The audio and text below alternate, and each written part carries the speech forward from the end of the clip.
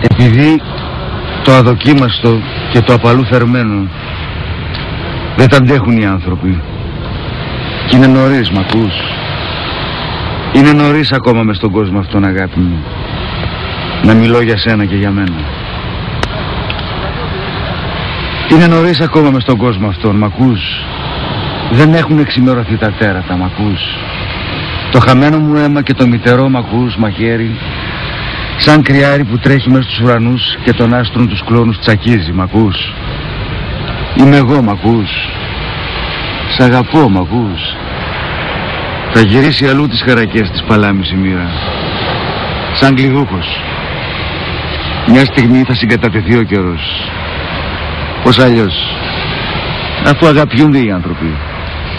Πώς αλλιώς? Αφού αγαπιούνται οι άνθρωποι.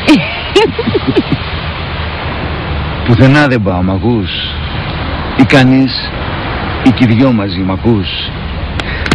Το λουλούδι αυτό της καταιγίδας και μ' ακούς, της αγάπης, μια για πάντα το κόψαμε. Και δεν γίνεται να ανθίσει αλλιώς, μ' ακούς? Σ' άλλη γη, σ' άλλο αστέρι, μ' ακούς? Δεν υπάρχει το χώμα, δεν υπάρχει ο αέρας που αγγίξαμε ο ίδιος, μ' ακούς? Άκου. Άκου. Ποιος μιλεί στα νερά και ποιος κλαίει, ακούς?